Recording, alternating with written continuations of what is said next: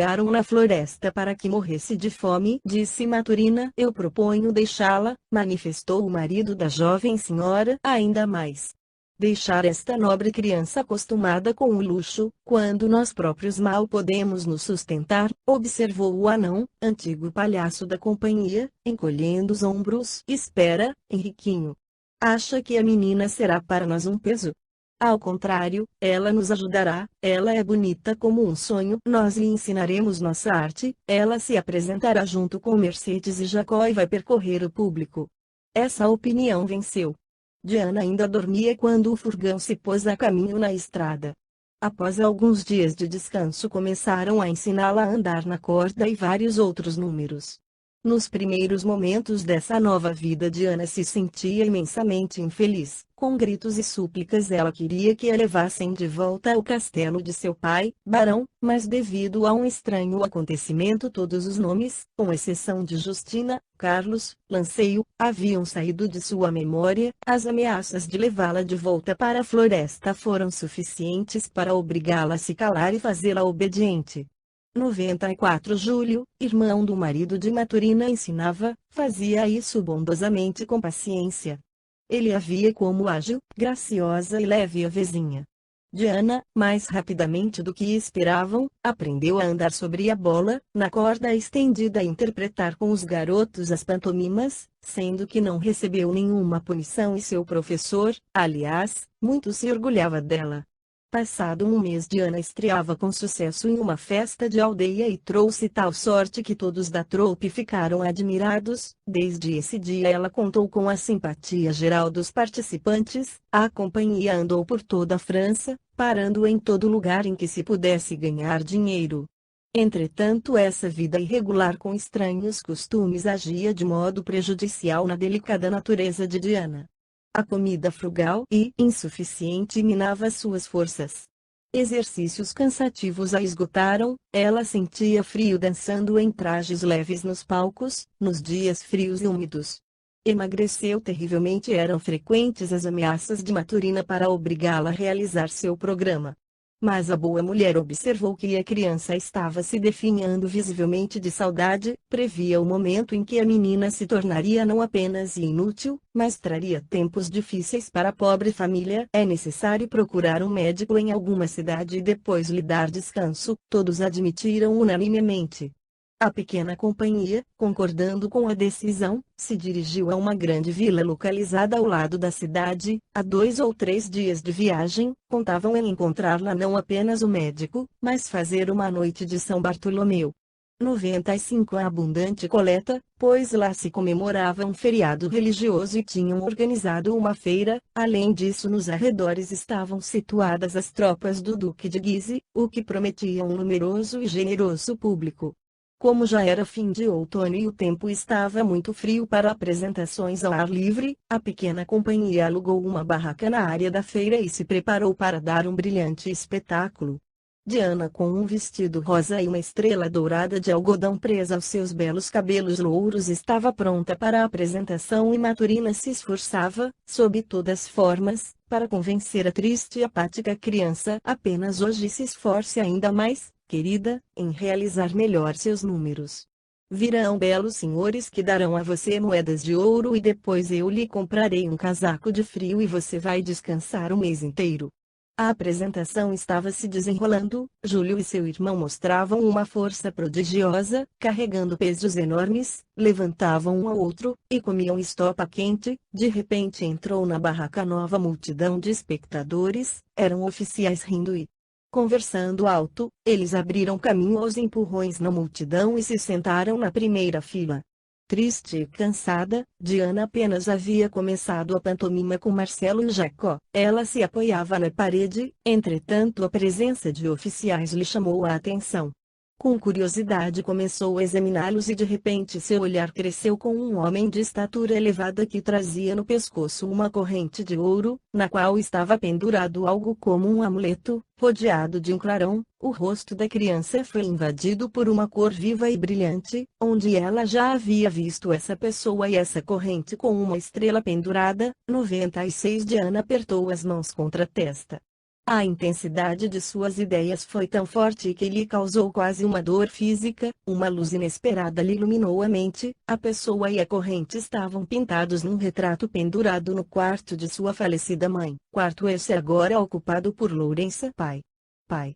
Sou eu, ela gritou, e jogando-se precipitadamente à frente, por pouco não caiu do palco.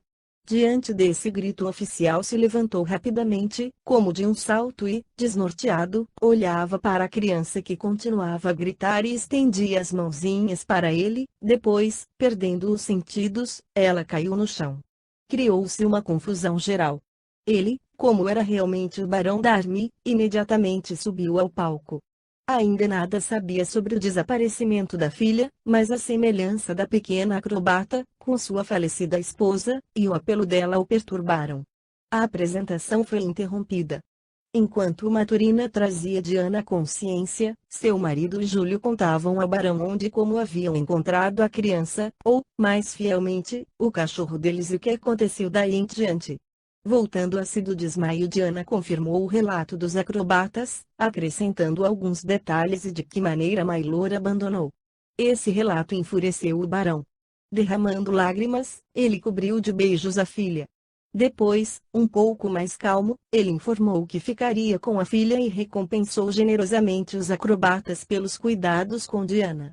Após uma despedida emocionada dos seus protetores e do cachorro Merlin, para o qual Darmy comprou uma linda coleira a pedido de Diana, ela se mudou para a tenda que seu pai alugara junto com 2 outros oficiais.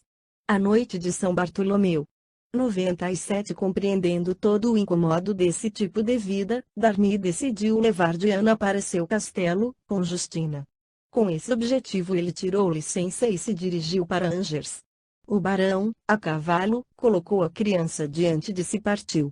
Mas se a viagem divertia a criança, ao mesmo tempo cansou-a extremamente.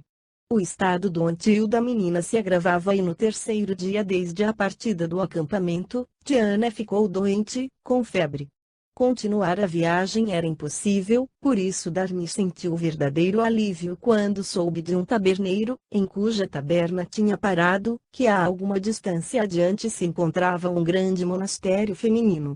E o barão se decidiu ir até lá.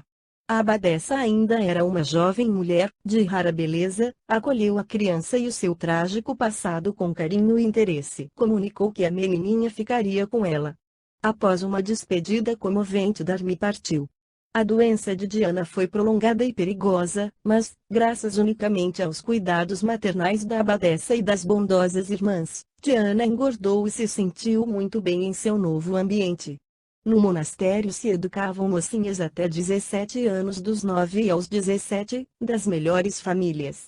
Diana era a caçula. Ela se divertia correndo pelo imenso jardim, se balançava e, sendo carregada num carrinho, era como se fosse uma boneca. Todas brincavam com ela. Passou-se um ano e subitamente o barão Darmy ali apareceu para saber notícias dela e carregá-la com ele. Trouxe a notícia da morte de Maylor. O rosto da abadesa tinha uma expressão de preocupação, estava extremamente ligada a Diana e 98 conservava desconfiança de João Darmy e, principalmente, de sua esposa pelos ingênuos relatos feitos por Diana.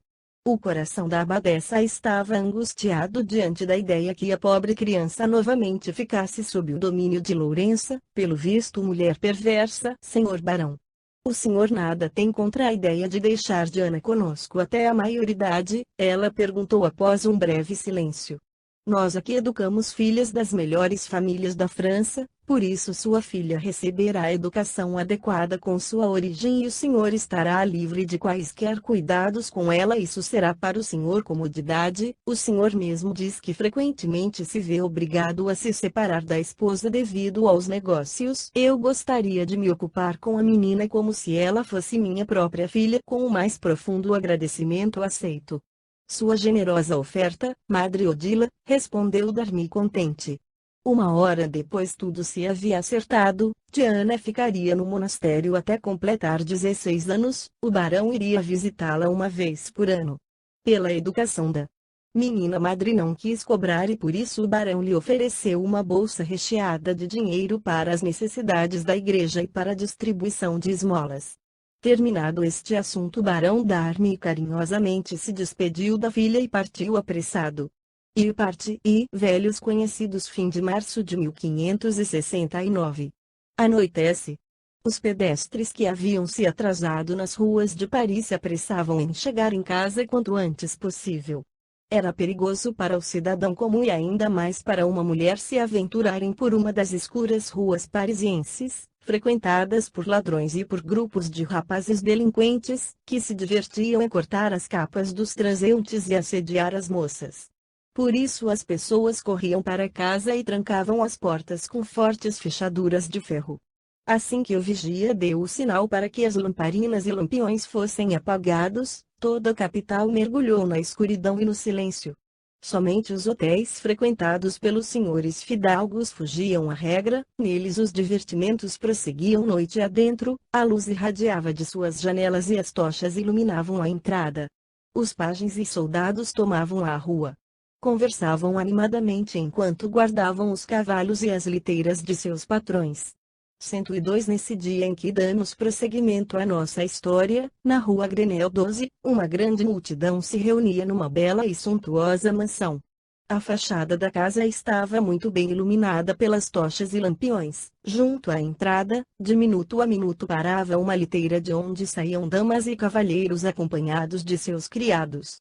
Em determinado momento certo senhor aproximou-se, desceu do cavalo, acompanhado de um dos criados, entrou no vestíbulo. Ao adentrar, jogou a capa e subiu rapidamente a escada que levava ao primeiro andar. Era um homem de estatura elevada, trajado todo de negro. Somente uma corrente de ouro de grande valor e um agrafe brilhante, preso à pena de seu chapéu, quebrava um pouco o aspecto um tanto sombrio de sua vestimenta lúgubre. Eternamente de luto, Sr. Saurmont. Quando o senhor deixará disso e trará ao seu hotel uma moça que o faça esquecer todas as suas perdas, disse a empregada, alegre e simpática moça, enquanto o conde beijava sua mão. No mesmo tom gracejador o moço respondeu que não tinha sorte, que sempre se atrasava em conquistar o coração e a mão de uma dama descomprometida, que, sem dúvida, poderia fazê-lo esquecer de tudo. 12. Ver planta de Paris, foto central. Depois de conversar um pouco mais com suas hóspedes, o conde se dirigiu ao quarto vizinho e sentou à mesa de jogos. Não notou que desde sua entrada, na primeira sala, uma dama sentada na outra extremidade A noite de São Bartolomeu. 103 quarto mantinha os olhos fixos nele. Era uma mulher de aproximadamente 50 anos, muito gorda, rosto pintado e sulcado de rugas. Vestia-se com requintado mau gosto, denunciador de sua pretensão em parecer jovem e bonita. Nesse instante ela se miscuiu no grupo de damas e cavalheiros que preferiam os jogos de tampe. Logo conseguiu ocupar o lugar de um dos parceiros de Briand, pois o cavalheiro todo de negro era ele. Ao reconhecer Lourença, empalideceu imediatamente. Quanto a ela, a senhora Darmy, ao que parece, era a primeira vez que ele a via. Pela faísca rápida que escapava dos olhos da senhora, ele sabia que fora reconhecido. Aliás, não podia ser de outro modo, visto que Briand pouco havia mudado, tinha agora 32 anos, mas continuava a ser o mesmo de antes, moço alto e encorpado que 11 anos atrás seguira em direção ao Hotel Carneiro de Ouro em busca da felicidade. Durante o jogo Lourença não dirigiu ao conde uma única palavra em especial. Somente quando o jogo terminou e todos se retiraram ao refeitório, ela se aproximou e disse em voz baixa: "Onde você está morando?" O olhar que acompanhou esta pergunta foi tão significativo que Briand compreendeu que sua perigosa cúmplice novamente se punha em seu caminho. Sem vacilar lhe deu o endereço do hotel de Saurmont onde agora vivia. O encontro modificou radicalmente seu estado de espírito, estragando seu apetite a tal ponto que ele, alegando dor de cabeça, se desculpou perante todos e abandonou animada a reunião. Com raiva e desespero, o conde voltou para casa. O passado que considerava esquecido e sepultado para sempre, voltava a sediá-lo. 104 A mulher pérfida, seu gênio do mal, novamente surgia em sua vida, lhe parecendo uma pedra enterrada no peito. Uma inexprimível melancolia e o pressentimento de uma infelicidade próxima invadiu seu coração. torturado por fortes lembranças desagradáveis, verdadeiros pesadelos, resolveu ir se deitar. Após a morte de Mercedes, Briand passou a se sentir plenamente feliz. Era livre, sozinho, possuía enormes propriedades dos Guevara, e seus odiados cúmplices estavam longe. Apesar de todas as honras adquiridas na Espanha, o conde se considerava francês. Sua primeira providência foi legalizar a posse de todas as terras pertencentes ao conde de Saumont. Em seguida foi à França, onde visitou suas propriedades, tratando de colocá-las em ordem, e remobilizou seu castelo vazio. Já havia arrumado tudo, quando de repente o surpreendeu inesperada infelicidade: seu filho de 4 anos faleceu. A criança sempre fora doente como a mãe, no entanto nada pressagiava fim tão prematuro. Isto privava Briand de parte da fortuna da família. Não obstante, lhe ficaram reservados os bens pessoais de Mercedes e as terras que Dom Rodrigo havia deixado em testamento para o genro, se por acaso sua filha não tivesse filhos. Graças a essa precaução e à compra de terras na França, Briand desfrutava de sólida condição financeira. Ele não tinha interesse pela Espanha e acabou se fixando definitivamente na França. O acerto de todos os negócios lhe ocupou mais de um ano, e depois disso resolveu não adiar mais seu plano de se mudar para a França. Briand visitou novamente todas suas propriedades com a intenção de escolher uma que lhe servisse de moradia permanente. Afinal, uma noite de São Bartolomeu, 105, irresistível impulso fez visitar São Germano, castelo que era o berço de seus antepassados e o local habitual em que o conde de Saumont costumava se recolher. Há um ano deste episódio, quando retornamos à nossa história, ele havia vindo a Paris para se apresentar ao rei. Enquanto aguardava o encontro, vivia em completa despreocupação. No decorrer desses anos, nenhum de seus cúmplices havia dado sinais de vida, fazendo com que o conde até já passasse a considerá-los mortos. Mas o inesperado encontro com Lourença lhe apagou esta agradável esperança. Briand se levantou extenuado pela noite de insônia, mostrando péssimo humor. Para não chamar a atenção, sentou-se como de hábito para o desjejum, mas não conseguiu tocar na comida. Estava mergulhado em pensamentos, segurando a cabeça com as mãos, quando o criado entrou anunciando que o barão João d'Army desejava vê-lo. Ele estremeceu. É o pai de Diana, lhe perpassou pela cabeça, e acrescentou em pensamento: miserável. Na certa descobriu o segredo por meio de minha cúmplice. Agora os dois vão querer me arrancar dinheiro. Mas Briand se enganara, ele conhecia mal a senhora d'Army. Ela não era capaz de indicar ao seu querido João o caminho para o pote de ouro, pois desejava usufruir dele sozinha. Se soubesse o segredo, João se livraria dela. Lourença, contudo, não desejava o sumiço do marido, já que manipulava o barão como uma arma dócil. Tomado de mal-estar que o inquietava, o conde deu permissão para que a visita fosse recebida. Passados alguns minutos, entrou no aposento um senhor distinto e garboso, barão d'Army, 106. Estendeu a mão cordialmente ao conde, transmitiu as lembranças da esposa, depois, visivelmente cansado e ofegante pela marcha rápida, deixou-se cair na poltrona. Briand fitava o barão cheio de curiosidade, ao mesmo tempo que lhe respondia com frieza e reserva. João era um homem alto, apresentando traços já envelhecidos. Um sorriso alegre não abandonava seu rosto, seus pequenos e penetrantes olhos cinza nunca se fechavam no interlocutor, fugindo de qualquer olhar que pudesse descobrir seus pensamentos íntimos. O conde achou dever convidar o hóspede a acompanhá-lo no desjejum, convite este prontamente aceito. Comendo com grande apetite, o barão tagarelava de tal modo animado, que distraía seu anfitrião. O convidado falava tão alto e tão rápido que suas palavras soavam como um zumbido forte, sendo que Briand começou a considerar os modos dele um tanto divertidos. Somente mais tarde ele compreendeu que tal falatório era uma artimanha, e que sob a amável e bondosa aparência exterior do barão se escondia a hipocrisia, a cobiça e a crueldade. Após a refeição, os dois passaram ao gabinete do conde. D'Army se atirou à poltrona, e, meditando em algo, ora esfregava o queixo, ora revistava os bolsos nervosamente. Briand o fitava em silêncio, aguardando a ocasião oportuna para fazer uma pergunta que trazia engasgada na garganta, desde a chegada dele. Queria saber se tinham tido alguma notícia sobre o destino de Diana, mas, antes que o conde conseguisse abrir a boca, Darmy se levantou rapidamente e tirou do bolso uma carta. Dando-a a Briande, falou em tom alto, sem tomar fôlego: a noite de São Bartolomeu. 107 ó. Finalmente me lembrei de que minha esposa me pediu que lhe entregasse este bilhete. Abrindo a carta, Briande leu o seguinte: querido conde, quando ontem você perdeu 500 escudos, eu lhe emprestei com todo prazer esta soma. Pensei que poderia guardar, mas dificuldades inesperadas me obrigam a lhe pedir que devolva esta bagatela a meu marido.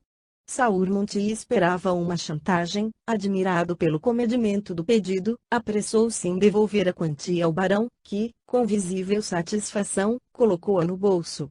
O episódio só desviou a atenção do conde por um minuto. Com sua habitual persistência, retomou o propósito de perguntar ao barão a respeito da sorte de sua pequena viúva. O senhor sempre vem a Paris, barão?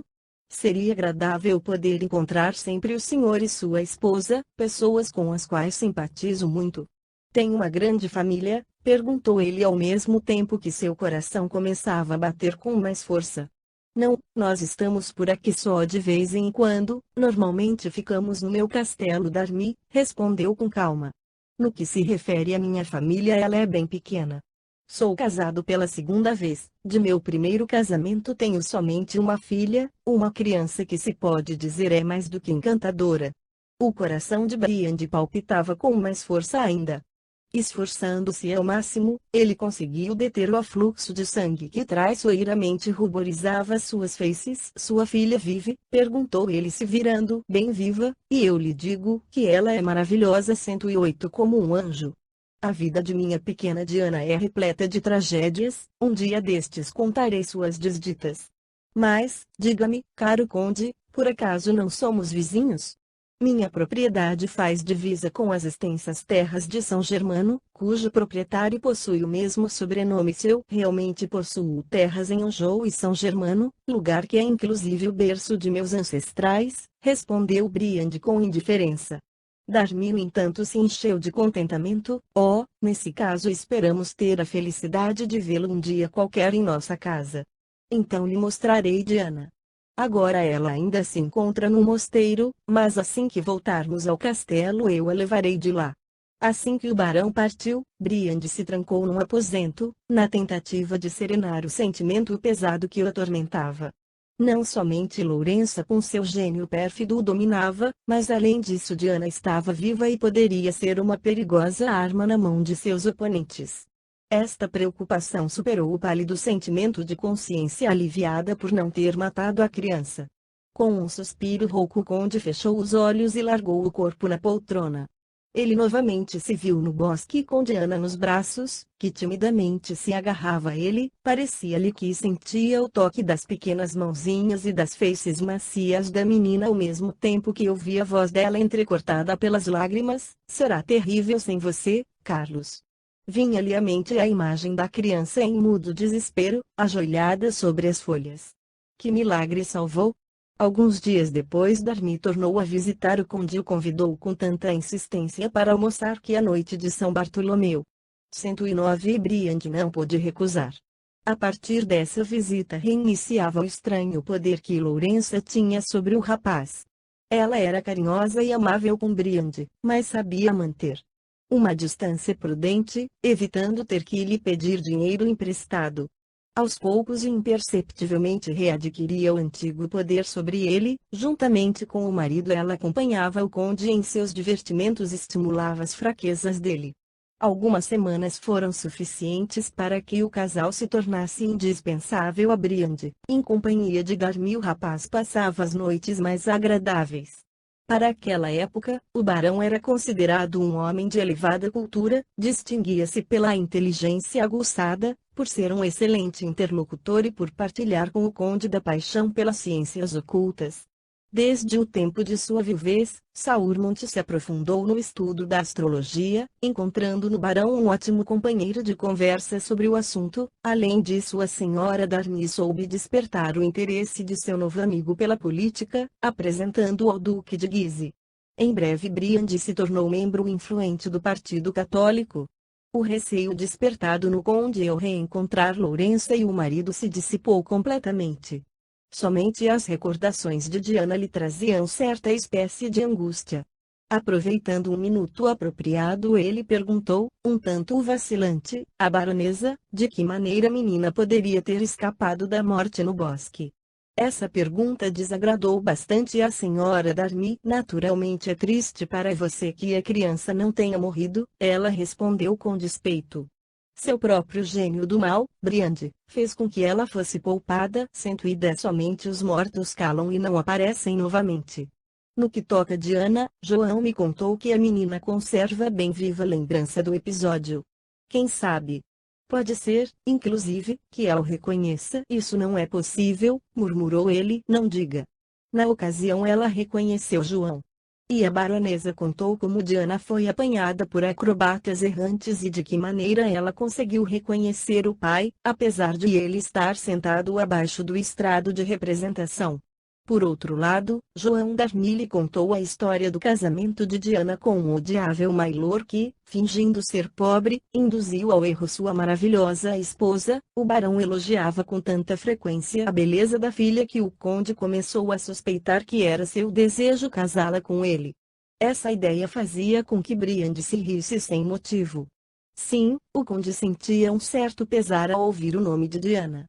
Movido por um pressentimento vago, interrogou os astros sobre o futuro e sobre um possível encontro com Diana. Todas as vezes o horóscopo respondeu que a encontraria inevitavelmente e que ela teria um papel fatídico em sua vida. E assim se passaram alguns meses. No começo do verão, o barão e sua esposa comunicaram que era imprescindível que partissem para o castelo Darmy. Eles convenceram Briande a acompanhá-los até Anjou ia passar o tempo caçando em São Germano, bosque centenário, famoso pela profusão de animais. Ainda que estivesse contra a ideia de aparecer novamente no lugar de ação do falecido Maylor, o conde, como sempre, acabou se deixando convencer por Lourença. No final de julho de 69, os três juntos deixaram Paris. À noite de São Bartolomeu, 111 Chegando em São Germano, Briande, após descansar da viagem, tratou de visitar suas terras e organizar uma caçada que fosse digna de um príncipe. Com esse objetivo o conde ia constantemente a Angers. Devido a um processo, o barão e a esposa também passavam a maior parte do dia na cidadezinha. No castelo Darmy até o momento Briande não havia voltado. Um certo impulso irresistível fazia com que evitasse esse lugar repleto de recordações criminosas. Certa vez, no começo de setembro, o conde sentiu o desejo de fazer um passeio pelos arredores. O tempo estava estranho, por isso Briande esperava em breve estar no castelo Darmy. Sem que ninguém o visse, queria ver o local onde viveu e agiu sob o nome de Barão Maylor. Distraído, absorto em recordações tristes, ele se afastou do castelo bem mais do que pretendia. Caiu a noite quando o conde percebeu o quanto tinha se afastado. Voltando-se para trás, esforçava-se em se orientar e encontrar o caminho mais próximo. Passando pela Zinhaga 13, com surpresa desagradável notou que estava na trilha que levava à clareira da Cruz Negra. Um inexprimível sentimento de angústia e medo tomou conta de seu coração. Sob o dossel espesso do bosque, a escuridão era quase total. Cansado, o cavalo mal conseguia se locomover a trote curto. O conde seguia em silêncio, evitando olhar para os lados, porém ao se aproximar da clareira onde o caminho se bifurcava e no centro da qual havia uma cruz, seu olhar amedrontado insistia em se fixar no local onde em 112 certo dia Henrique matou Roberto e no qual fora trazido outro cadáver, morto pouco antes. Nesse minuto o cavalo se sobressaltou, parando tão repentinamente que o conde quase caiu da sela. O rapaz queria ir embora o mais depressa possível, mas em vão tentou com o esporão e o açoite que o animal saísse do lugar. O cavalo se recusava a prosseguir. Respirando com dificuldade, pelo arrepiado, o corpo do bicho tremia todo, ao mesmo 13. A Zinhaga caminho estreito fora da povoação, no campo, entre muros, vaiados altos ou sebes. Dick. Aurélio. N.R. Tempo que parecia estar pregado à terra. Briande começou a suar frio. A aproximação de um perigo desconhecido enchia de pavor supersticioso, seu olhar perturbado o vagueou pela clareira imersa na pálida penumbra. De repente, por sobre a copa das árvores surgiu o disco lunar. Sob sua luz prateada Briand viu alguns passos dois abomináveis fantasmas ensanguentados. Ele não tinha dúvidas quanto à origem não carnal dessas criaturas, que, como nuvens de prata, pairavam a meio metro do solo. Deste par disforme começavam a se delinear claramente dois torsos e suas cabeças animadas, apresentando olhos móveis. Com a rapidez de um relâmpago os fantasmas se colocaram ao lado de Briand, agarrando o cavalo. O conde não podia se enganar, era Roberto e o desconhecido assassinado por Henrique. Um ódio selvagem lhes deformava as feições e inundava de sangue seus rostos, o olhar terrivelmente fixo das criaturas se concentrava em Briand, que emudecido e paralisado, parecia haver perdido até a capacidade de pensar. Ele, trêmulo, endireitou-se, o próprio pavor gigantesco que o paralisava dirigia seus atos. Aí ele recordou uma fórmula mágica que, conforme as palavras de um livro de feitiçaria, eram empregadas para afugentar almas à noite de São Bartolomeu. 113 perversas, com a mão tremendo apertou a cruz de ouro que trazia pendurada no pescoço e gritou: "Vade retro, Satana, recua, Satanás!"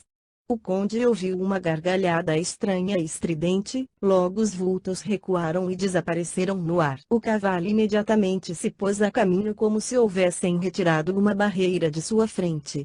Briand apenas o guiava maquinalmente. Passada uma hora de galope em meio à escuridão ele parou frente às grades do castelo d'Army. Atendendo ao ressonante som do sino, o criado veio às pressas lhe abrir o portão. Mas as forças o abandonaram, as rédeas se lhe escaparam das mãos, e ele teria caído do cavalo se os criados que vieram recebê-lo não o segurassem. Voltando a si o conde não disse palavra sobre a visão e atribuiu o desmaio ao seu cansaço enorme.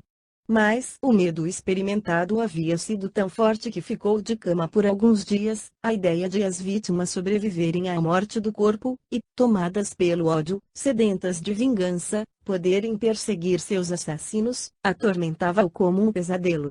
Esforçava-se ao máximo para se libertar desse terrível trauma, finalmente para se livrar dessa fraqueza supersticiosa, Briand se convenceu de que fora vítima de uma ilusão. Retornou a Paris, e ao invés de passar 6 semanas como planejado, acabou permanecendo todo o inverno. Durante esse tempo se miscuiu em todas as intrigas do Partido Católico.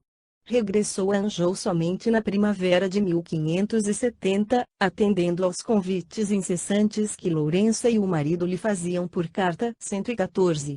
E o retorno do convento durante muitos anos, desde o tempo em que recomeçamos o nosso relato, Diana continuou a viver Rio Mosteiro.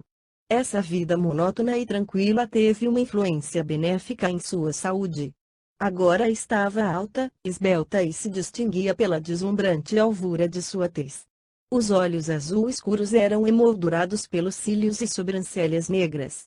Os loiros e dourados cabelos da tal coloração que Tiziano imortalizou davam-lhe uma original e extraordinária beleza. No aspecto moral era uma criança séria, embora de natureza orgulhosa e irascível. Sobre seu passado trágico ela conservava uma clara recordação e profundo ódio contra o barão Mailor. Agora ela compreendia que ele saqueara seus bens e a deixara na miséria, com o título ilusório de baronesa. Quando comparava sua vida solitária, sob a dependência material da abadesa, com a riqueza e amor que cercavam suas amigas, sua alma se enchia de amargor e tristeza. 116 Nos primeiros anos d'Army, de tempos a tempos, visitava a filha, mas há 8 anos já não vinha visitá-la e todos a tratavam como uma órfã. Ela, sozinha, ainda tinha esperança, no fundo da alma, de que seu pai apareceria. Sob tais difíceis circunstâncias a criança cresceu e seu caráter se modificou. A alegre e confiante menina se transformou em uma insegura e irascível moça, fechada em orgulho. Em vão Madre Odila lutava contra esses defeitos que perturbavam a amorosa e generosa alma de Diana, capaz de qualquer sacrifício. Todas suas forças não conduziam a nenhum resultado. De natureza apaixonada e extraordinariamente agitada, era sempre capaz de se arrastar sob a influência do instante.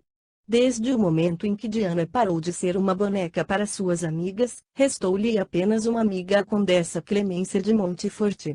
Ela era 6 anos mais velha. Com amor e proteção constantes, conquistara por completo o coração de Diana.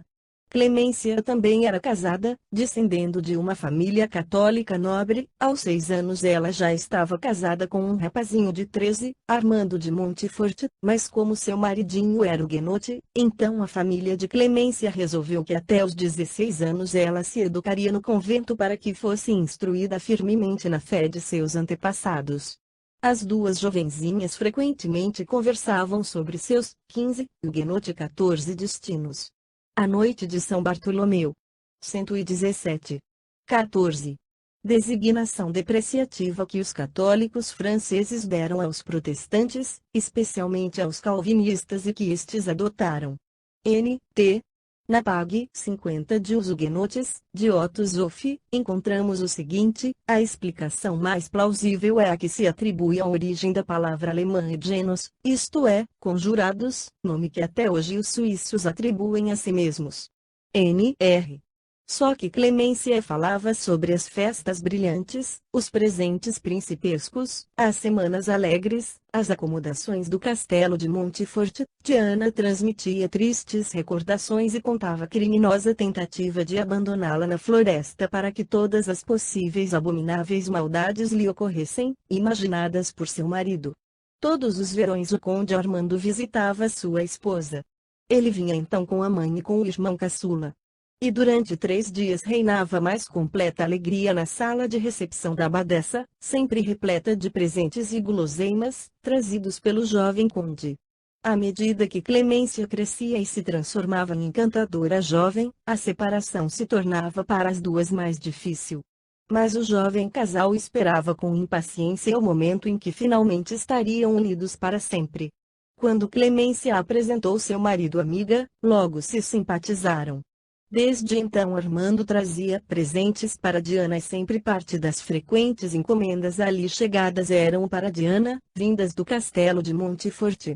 Clemência estava encantada. Ela disse à amiga que seu cunhado Raul a achava encantadora e ela e Armando decidiram levá-la consigo, caso seu pai não aparecesse. Diana iria viver no castelo de Montfort como irmã e depois a casariam com Raul, que concordou inteiramente com esse plano. Por mais que esse fato representasse algo de alvissareiro, pertencia ao futuro e o futuro estava distante. Quando chegou o momento da separação das duas, a pobre Diana chorou amargamente. Ela acompanhou até a liteira a sua amiga que também estava emocionada. Elas se 118 prometeram escrever mútua e frequentemente. Quando o último cavaleiro do brilhante cortejo que conduzia a jovem condessa desapareceu ao longe, a triste Diana, em desespero voltou à cela do convento. Os dias se seguiam e não havia nenhuma modificação no destino da jovem. Darmy não aparecia. A única alegria de Diana eram as cartas que de tempo em tempo chegavam do castelo de Montfort. Clemência não esquecia sua pequena amiga e lhe dava algumas informações de sua vida calma e magnífica. Assim Diana soube do nascimento de seu filho, a morte de sua sogra, o perigo a que ficou exposto Raul numa viagem de negócios a Anjou, quando saiu ferido, a difícil doença de seu filho. Após algum tempo chegou também uma carta anexada à abadesa, na qual a condessa pedia confiar-lhe Diana, assim que completasse 16 anos. A senhora de Montfort acrescentava que no tempo determinado pela abadesa ela própria viria buscar a amiga. Diana, feliz, suplicou a madre Odila que a libertasse o quanto mais rapidamente possível. Mas Odila se achava na obrigação de manter a promessa feita ao barão Darmy, na qual se comprometera a ficar com a jovem enquanto não completasse 16 anos e ainda faltavam 4 meses. Depois então ela, com prazer, a confiaria à senhora de Montfort. Nesse sentido Odila escreveu uma carta à condessa convidando-a a vir ao convento buscar a amiga no fim de setembro.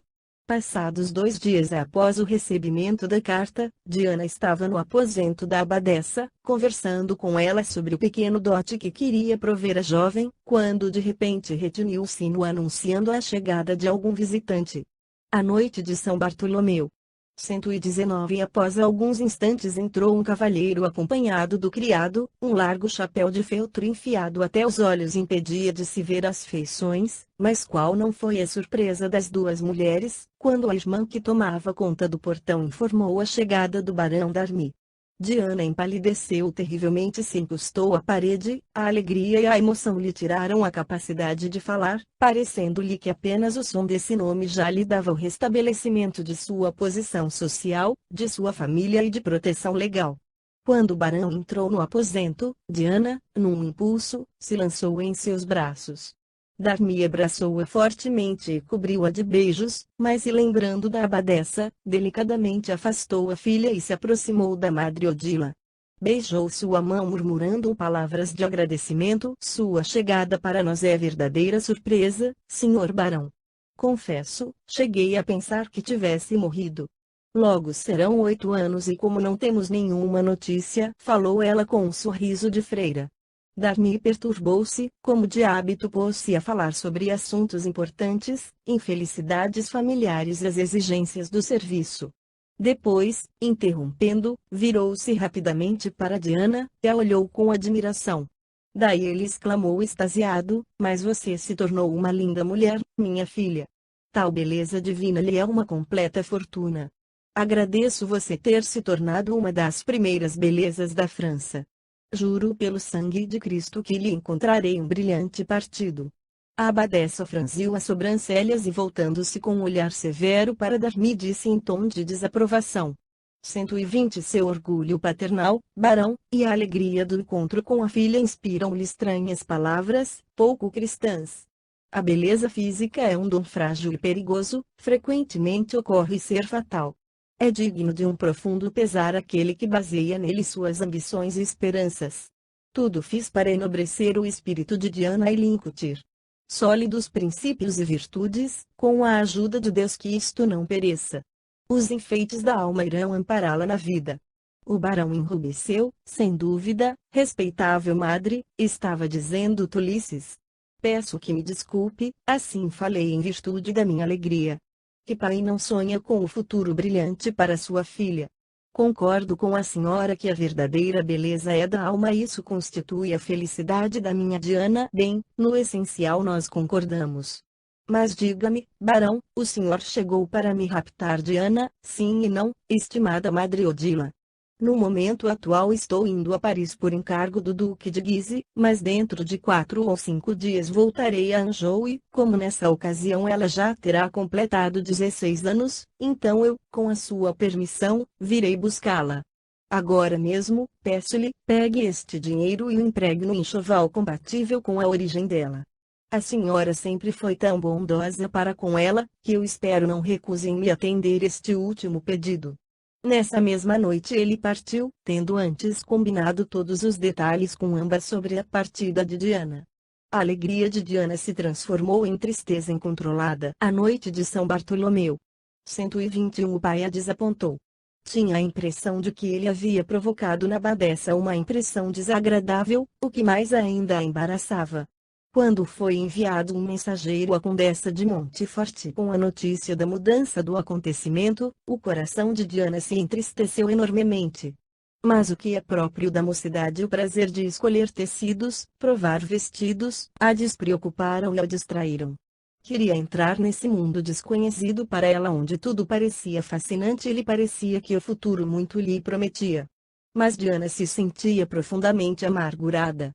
Ao tempo combinado chegou apenas uma carta do pai na qual informava que assuntos imprevistos o obrigavam a adiar a partida em alguns meses e, nas últimas linhas, fechava o mês de abril. Os meses de inverno passaram como de costume monotonamente na vida do mosteiro. Apenas um acontecimento muito importante para a comunidade transformou essa vida pacífica: o velho sacerdote morreu e foi substituído por outro bem diferente em relação às freiras e pensionistas. O abade Gabriel ainda era jovem. Tinha beleza aristocrática, era altivo e tinha maneiras de uma pessoa da alta sociedade. Logo se estabeleceu um extremo contraste com o velho sacerdote alegre e amante da comida, que tinha morrido de indigestão. A profunda religiosidade do pé Gabriel e sua sombria tristeza faziam com que todos se relacionassem com ele com respeito e simpatia, dado sua existência compenetrada. As freiras e educandas se curvavam diante da sua branda mas enérgica vontade. Diana, principalmente, submeteu-se à sua influência. 122 O olhar triste e severo do abade tinha o dom de interromper seu acesso de ira e orgulho muito mais rapidamente que todas as longas conversas do calmo confessor ou da persuasão da abadesa. À medida que se aproximava a hora da partida, Diana considerou todas suas preocupações, a lembrança da madrasta a perseguia, toda vez que sua figura e seu rosto coberto de compressa surgiam em sua mente, um indescritível sentimento de medo e repugnância lhe apertavam o coração. A imagem de Maylor também mais vivamente ressurgiu na memória da Diana. A ideia de ver novamente os lugares onde ele tinha vivido e viver no castelo onde ele tinha sido enterrado lhe encheram o coração de ódio furioso. Apenas nos primeiros dias de maio chegou a carta do barão. Ele se desculpava de não poder vir pessoalmente e enviava uma senhora de confiança e 4 homens para a escolta da filha. A mulher enviada, alta e magra, não agradou a Diana nem a abadesa. A futura acompanhante usava uma submissão bajulatória com que se submetia a jovem baronesa, mas não havia escolha. Os últimos preparativos foram rapidamente concluídos e as bondosas irmãs e pensionistas competiam umas com as outras na demonstração de amor àquele que as deixava. Cada uma lhe trouxe um mimo, um pequeno presente ou palavras carinhosas. Conforme pedido da madre Odila, Diana se confessou e comungou na véspera da partida. As palavras do pé Gabriel lhe causaram profunda impressão e nunca ela fez com tanta humildade e devoção. A noite de São Bartolomeu. 123 Minha filha, disse o abade, quando Diana se pôs de joelhos no confessionário, este momento uso na intenção, não tanto para confissão, mas para uma conversa séria. Os pecados aqui cometidos não foram mais que leves faltas. Agora pecados dos mais diversos tipos, lutas e tentações vão incitá-la quando sair deste refúgio de paz. O mundo, minha menina, é uma arena de batalhas encarniçadas, onde se chocam todas as paixões e se disputam grosseiramente todos os interesses. Uma mulher jovem e bonita está mais sujeita a esse perigo do que todos os outros.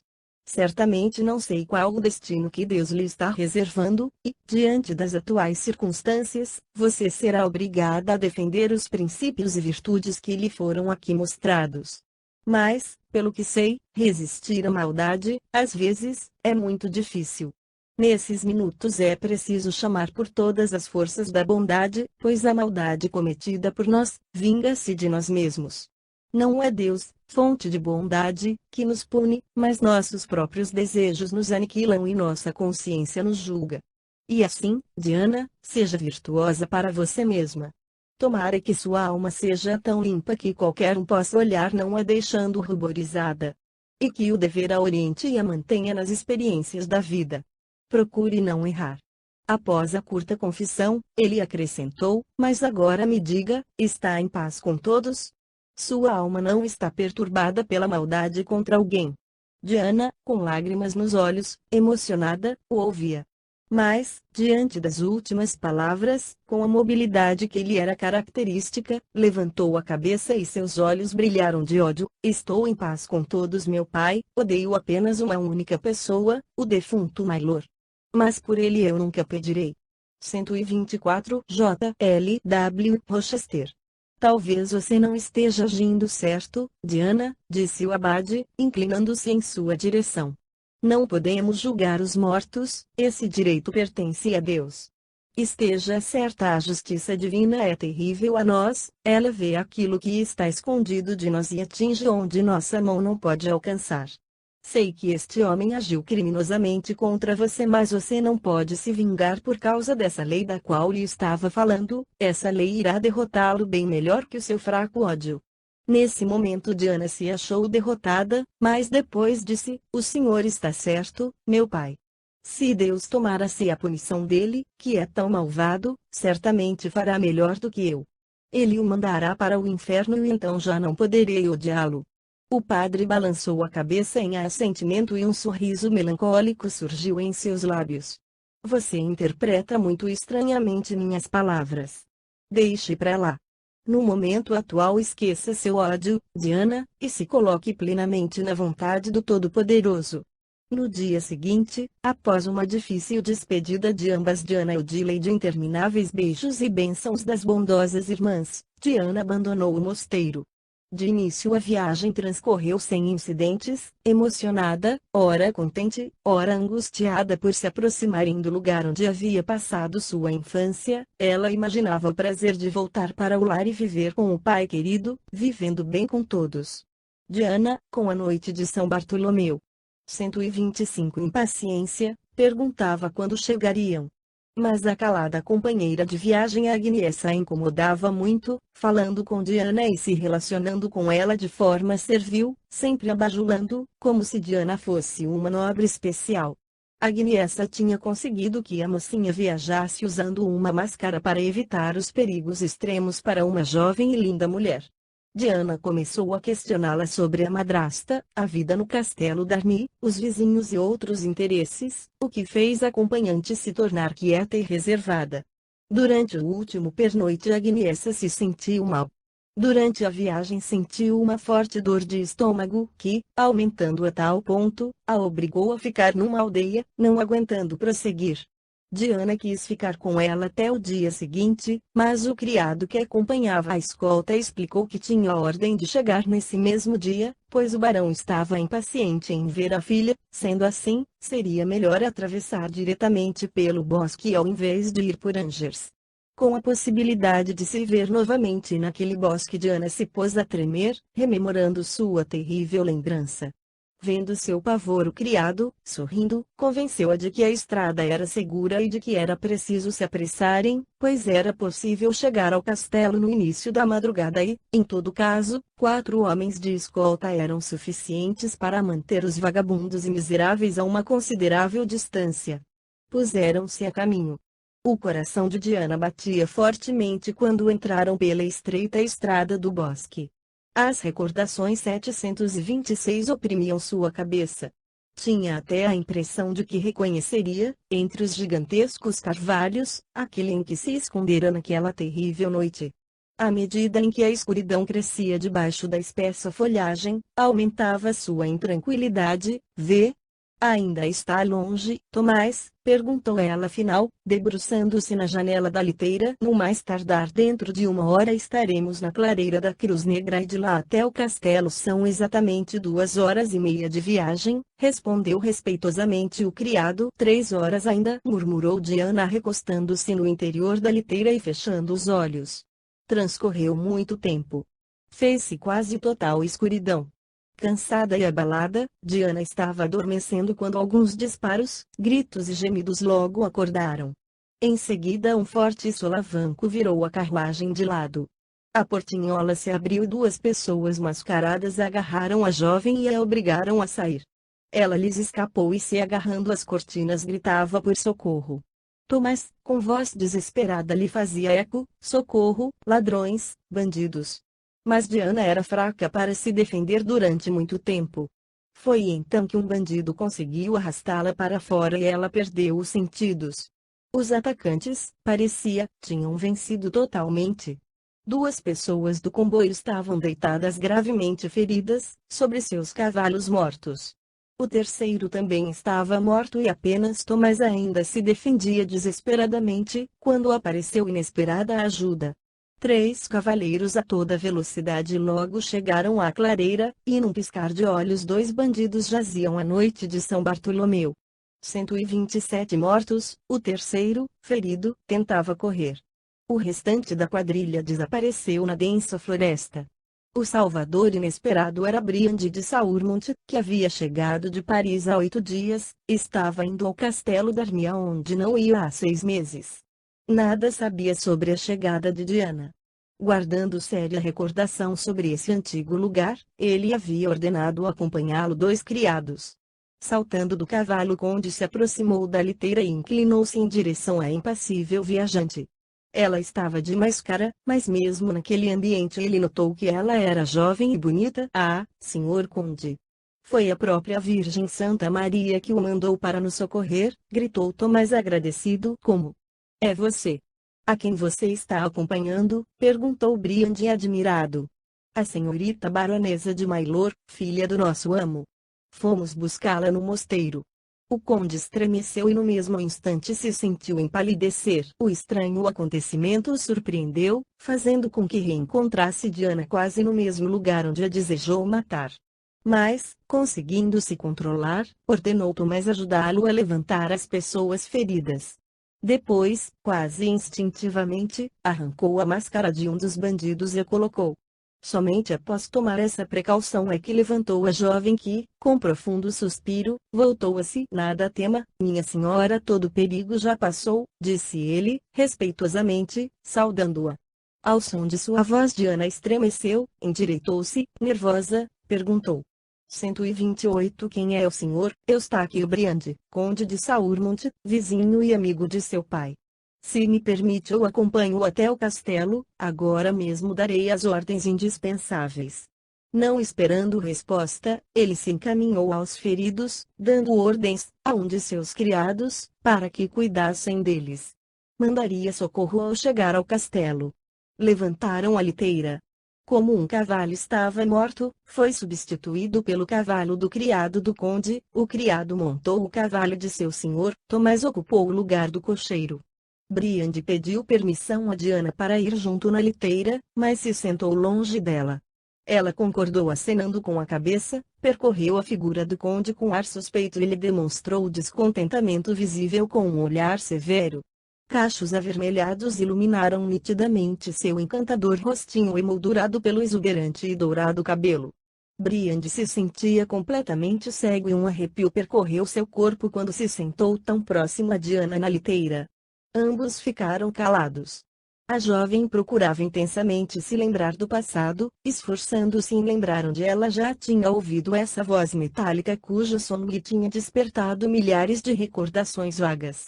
De repente estremeceu, lembrou-se de que tal voz era de Mailor e, inclinando-se subitamente seu acompanhante, perguntou, o senhor frequentava a casa de meu pai, senhor de Saurmont, quando eu era criança e morava no castelo d'Army? Não, baronesa. Apenas no ano passado, em Paris, travei contato com seu pai. Não será indiscrição de minha parte se eu lhe perguntar por que a senhorita me faz essa pergunta? A noite de São Bartolomeu. 129 Bem, pois como o senhor é nosso vizinho, sua voz me é parecida, Diana respondeu indecisa. Ela não podia estar errada. A voz surda, levemente rouca de Saurmont era exatamente a de seu velho Carlos, quando nessa mesma floresta, ele lhe disse, vamos passear um pouco. Você poderá colher as belas campânulas azuis que crescem nas laterais da estrada. E isso não se tornou uma simples brincadeira. Um sentimento de saudade contida, raiva, lástima e estranha adoração encheram a alma de Briand. A encantadora jovem ali sentada a seu lado era Diana e a ofegante respiração que ele ouvia na estreita liteira provinha dela. Ela o agradava como ninguém ainda o havia agradado antes, e, além disso, um imenso abismo o separava. Ela era sua viúva. O ódio que ela deveria sentir pelo perseguidor de sua infância parecia lhe dar uma segunda visão, permitindo quase reconhecer Mailor no conde de Saurmont. Reprimindo um fundo suspiro, Briand enxugou o suor frio que lhe apareceu na testa. Seu delito passado lhe surgiu inteiro na mente, desta vez lúgubre e zombeteiro. Nunca havia imaginado que a ameaça de Nêmesis XV poderia ser tão cruel, mas ele sentia que, se desejasse desviar a suspeita que havia surgido em Diana, era preciso usar de toda a presença de espírito. 130 Com esforço e boa vontade, reprimiu a furiosa tempestade que irrompia em sua alma e iniciou uma conversa sobre generalidades, na qual ele habilmente dava a entender que quase totalidade de sua vida havia passado na Espanha e apenas no ano passado tinha chegado a São Germano. Diana quase esqueceu a suspeita passageira quando chegaram ao castelo d'Army. Inicialmente o barão João recebeu a filha com brados de alegria que logo se transformaram em exclamações de raiva, quando soube do atentado contra sua filha que teria sido terrível, não fosse a intervenção do conde. Nesses momentos de emoção ninguém notou o aspecto de decepção de Lourença, diante da aparência da enteada, seu olhar venenoso mal ocultou a raiva quando percebeu que Briande havia salvado Diana. 15. Nêmesis, divindade grega que castiga o crime, sendo sua missão mais frequente a de abater o orgulho e corrigir o excesso de felicidade com que um mortal pode despertar a inveja dos deuses. Todo aquele que se eleva acima de sua condição está sujeito à correção por parte dos imortais, porquanto tende a comprometer o equilíbrio do universo. Dick, de mitologia grega, de Ruth Guimarães, editora Cultrix. N.R. Com seu